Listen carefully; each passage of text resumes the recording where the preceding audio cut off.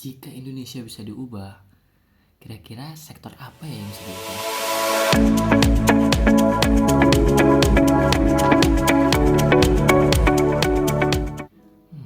Jika kita melihat dengan meningkatnya krisis iklim dan kebutuhan energi global, banyak negara termasuk Indonesia kini beralih ke energi terbarukan. Namun, apa sebenarnya energi terbarukan ini dan bagaimana dampaknya bagi manusia dan lingkungan? Energi terbarukan adalah sumber daya yang terus diperbarui secara alami, seperti matahari, angin, air, biomasa, dan panas bumi.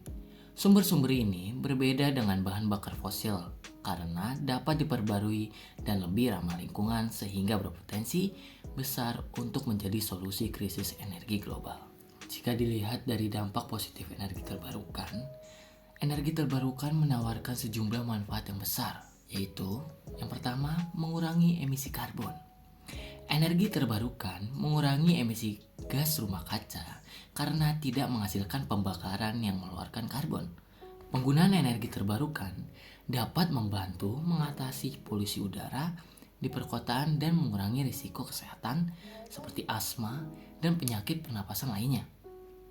Berdasarkan dari data ICDX, gas rumah kaca global terdiri dari 76% karbon dioksida, 16% metana, 6% nitrogen oksida, dan 2% gas fluorinasi. Negara-negara utama penyumbang emisi karbon terbesar adalah China, Amerika Serikat, India, Rusia, dan Jepang. Indonesia sebagai bagian dari Paris Agreement memiliki target untuk menurunkan emisi sebesar 29% pada tahun 2030. Komitmen ini sangat krusial mengingat dampak emisi pada iklim global dan potensi kerusakan jangka panjang. Yang kedua, meningkatkan kesejahteraan sosial dan ekonomi. Industri energi terbarukan membuka peluang pekerjaan baru seperti dalam instalasi dan pemeliharaan teknologi surya atau angin. Dampaknya terlihat pada peningkatan ekonomi lokal, terutama di wilayah-wilayah terpencil yang membutuhkan listrik. Saya mendapat laporan dari ASEAN bahwa manfaat sosial dan ekonomi dari pengembangan energi terbarukan di negara-negara ASEAN ini memiliki beberapa poin untuk meningkatkan kesejahteraan sosial dan ekonomi. Yang pertama, pengentasan kemiskinan. Proyek energi terbarukan membantu masyarakat di wilayah terpencil dengan memberikan akses listrik yang mendukung aktivitas ekonomi setempat. Misalnya, masyarakat dapat memanfaatkan sumber daya alam lokal untuk pembangunan listrik yang berkontribusi pada pengurangan kemiskinan. Yang kedua, penciptaan lapangan kerja. Pengembangan energi terbarukan menciptakan peluang kerja baru, baik langsung dalam pembangunan proyek energi maupun tidak langsung melalui rantai pasokan yang terkait. Tenaga kerja yang dibutuhkan dalam proyek energi terbarukan lebih tinggi dibanding sektor energi fosil, yang dapat meningkatkan lapangan kerja di berbagai negara ASEAN. Ketiga, peningkatan produk domestik bruto atau PDB. Energi terbarukan diperkirakan dapat meningkatkan PDB ASEAN sebesar 2,5% pada tahun 2050. Pertumbuhan ini dipengaruhi oleh peningkatan investasi dalam teknologi energi terbarukan dan dampak positif pada industri terkait seperti manufaktur dan logistik. Keempat, kesetaraan gender. Pengembangan energi terbarukan memberikan peluang bagi perempuan, khususnya di wilayah pedesaan. Akses terhadap listrik memungkinkan perempuan untuk terlibat dalam kegiatan produktif yang meningkatkan kesejahteraan ekonomi rumah tangga dan mendukung kesetaraan gender. Yang kelima, peningkatan pendidikan dan keterampilan. Proyek energi terbarukan mendukung pendidikan dan keterampilan masyarakat dengan memberikan akses ke pelatihan dalam bidang teknik dan pengolahan energi yang meningkatkan kapasitas sumber daya manusia di ASEAN. Ketiga, kemandirian energi. Mengandalkan energi terbarukan membuat Indonesia tidak tergantung pada bahan bakar fosil impor. Hal ini dapat mengurangi pengeluaran negara untuk subsidi bahan bakar serta menciptakan sumber energi yang lebih terjangkau bagi masyarakat. Pengembangan energi terbarukan di daerah terpencil seperti pulau-pulau kecil dan terluar berperan penting dalam mewujudkan kemandirian. Sumber energi seperti matahari dan tanaman, jarak pagar, jet tropa carcass dapat dioptimalkan untuk memenuhi kebutuhan energi masyarakat setempat. Sebagai contoh, di Kepulauan Nusa Penida, Bali, telah dikembangkan pembangkit listrik tenaga surya dengan kapasitas terpasang sebesar 3,5 MW. Potensi energi surya di Indonesia sangat besar, mencapai 3,294 gigawatt atau 89% dari total potensi energi baru dan terbarukan nasional. Selain itu, tanaman jarak pagar yang cocok ditanam di lahan kering seperti Nusa Penida dapat menghasilkan biodiesel. Dengan memanfaatkan sekitar 1000 hektar lahan untuk budidaya jarak pagar, diperkirakan dapat dihasilkan sekitar 540.000 liter biodiesel per hari. Penggunaan energi terbarukan ini tidak hanya menyediakan pasokan energi yang berkelanjutan bagi daerah terpencil, tetapi juga mengurangi ketergantungan pada bahan bakar fosil dan mendukung kemandirian energi lokal. Yang keempat, lingkungan yang lebih bersih. Berkurangnya ketergantungan pada bahan bakar fosil membantu mengurangi kerusakan lingkungan yang disebabkan oleh penambangan batu bara atau pengeboran minyak dan gas. Energi terbarukan ini berkelanjutan dan ramah terhadap ekosistem, yang berarti menjaga alam bagi generasi mendatang. Penggunaan energi terbarukan yang ramah lingkungan berperan signifikan dalam menciptakan lingkungan yang lebih bersih. Beberapa manfaat utama yang sudah ada di Indonesia yaitu pengurangan polusi udara. Energi terbarukan seperti tenaga surya dan angin tidak menghasilkan emisi gas rumah kaca selama operasinya, berbeda dengan pembakaran bahan bakar fosil yang melepaskan karbon dioksida dan polutan lainnya.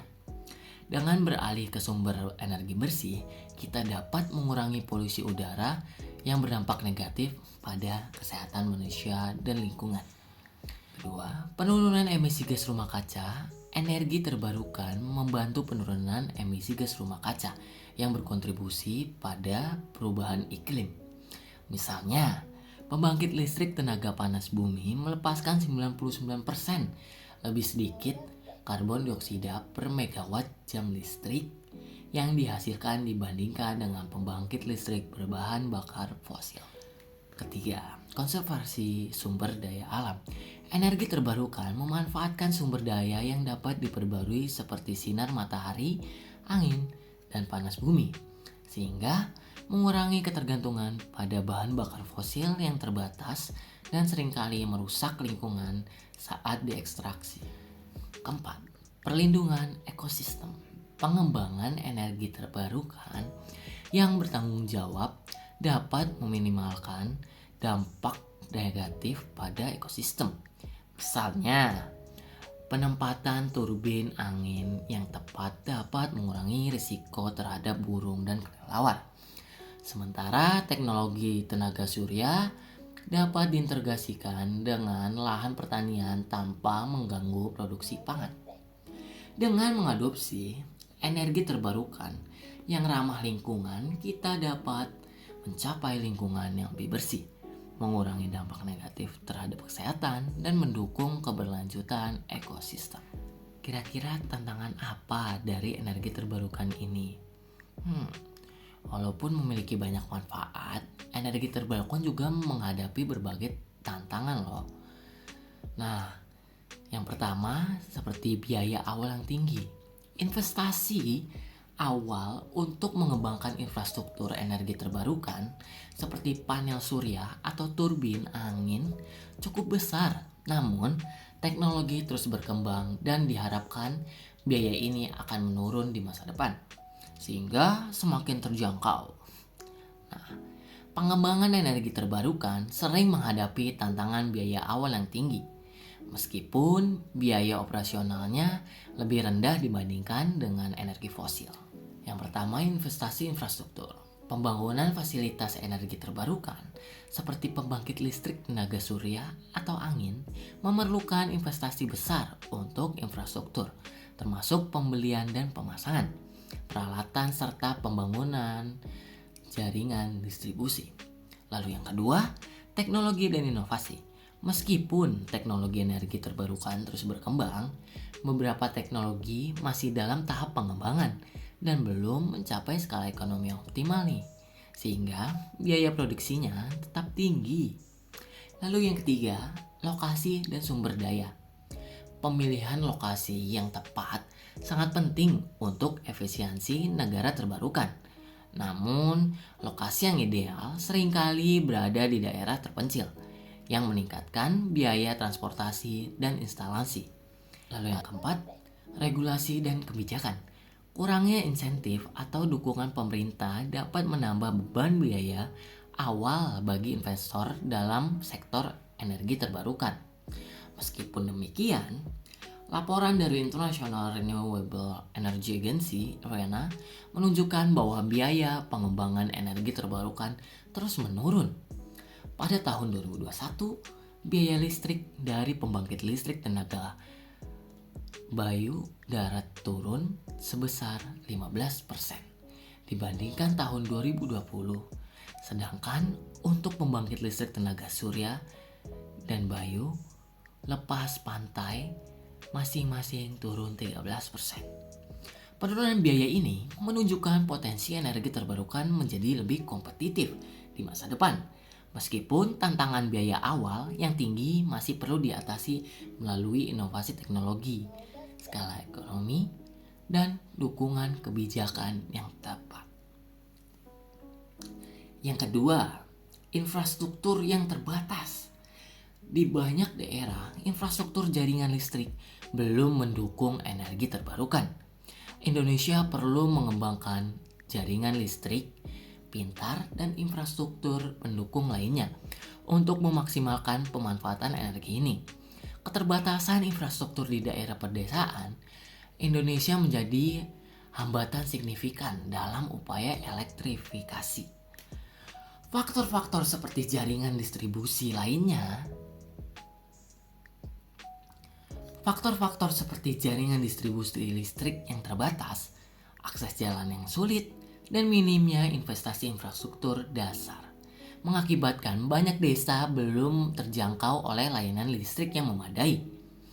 Kondisi ini berdampak pada kualitas hidup masyarakat, menghambat pertumbuhan ekonomi lokal, dan memperlebar kesenjangan pembangunan antara perkotaan dan pedesaan. Ketiga, dampak lingkungan lokal. Meskipun lebih ramah lingkungan, energi terbarukan juga bisa memiliki dampak lokal, seperti perubahan ekosistem sungai karena bendungan atau gangguan pada habitat burung akibat turbin angin. Pengembangan energi terbarukan memiliki berbagai dampak lingkungan lokal yang perlu diperhatikan. Ada beberapa dampak, yaitu penggunaan lahan dan habitat.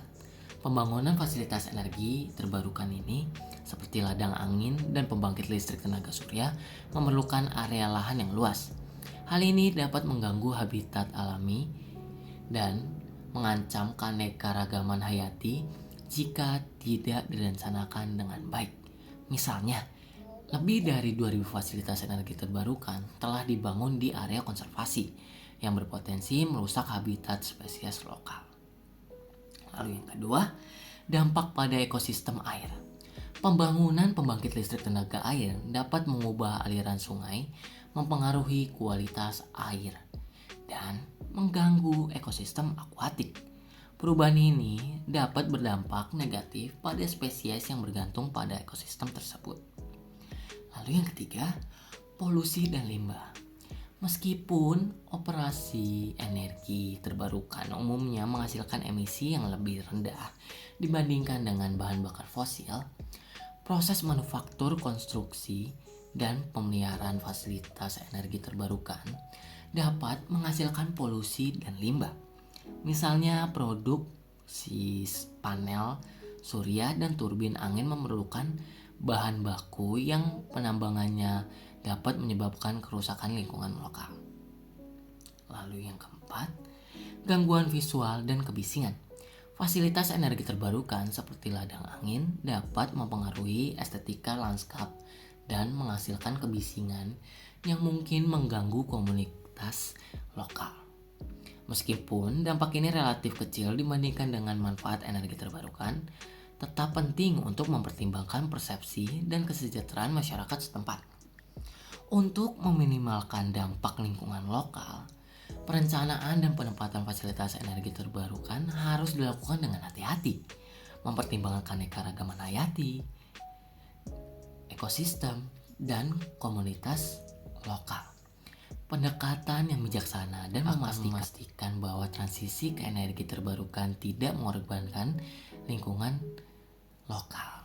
Lalu, energi terbarukan memberikan kita harapan untuk masa depan yang lebih bersih dan keberlanjutan dengan mendukung masyarakat, kebijakan pemerintah, dan inovasi teknologi.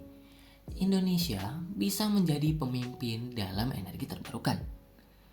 Mari kita mengambil langkah bersama menuju masa depan yang lebih hijau, mulai dari langkah kecil hingga kontribusi besar bagi generasi mendatang.